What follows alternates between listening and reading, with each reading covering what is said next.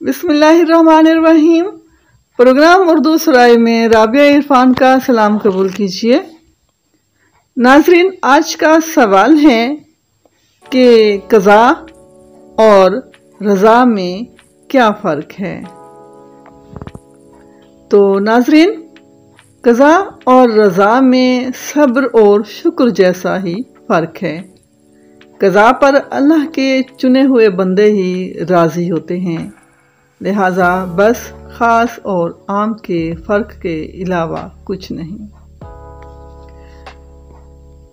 बाज़ लोग मैयत का ऐलान करते वक्त कहते हैं कि फ़लाँ शख्स रज़ाए इलाही से फ़ौत हो गया, हालांकि कहना ये चाहिए कि फ़लाँ शख्स क़ज़ाए इलाही से फ़ौत हो गया, इसलिए कि क़ज़ा और रज़ा में बड़ा फ़र्क है। क्योंकि हम मौत को क़ज़ा ही मानते हैं, वावेला करते हैं, और जो राज़ी बरज़ा रहते हैं वो वावेला नहीं करते।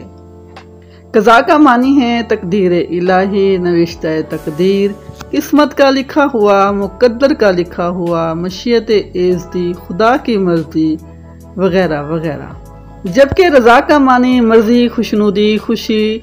अल्लाह ताला किसी बारे में फ़ैसला नाफिज करता है तो इसको क़ज़ा कहते हैं, और जब किसी काम की वजह से राज़ी होना होता है तब उस वक्त पर बंदे पर रज़ाए इलाही का ज़हूर होता है।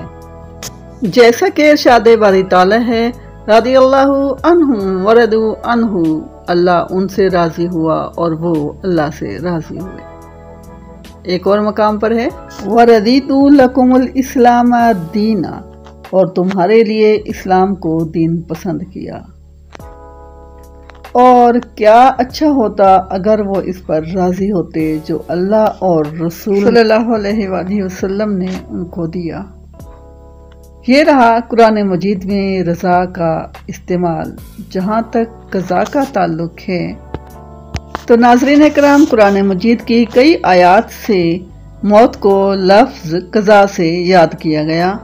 कुछ लोग मौत को रज़ाए इलाही की तरफ मंसूब करते हैं और बबांगे दोहल कहते हैं कि फ़लाँ रज़ाए इलाही से फ़ौत हो गया, हालांकि मौत रज़ाए इलाही से नहीं बल्कि क़ज़ाए इलाही से वाक़ई होती है।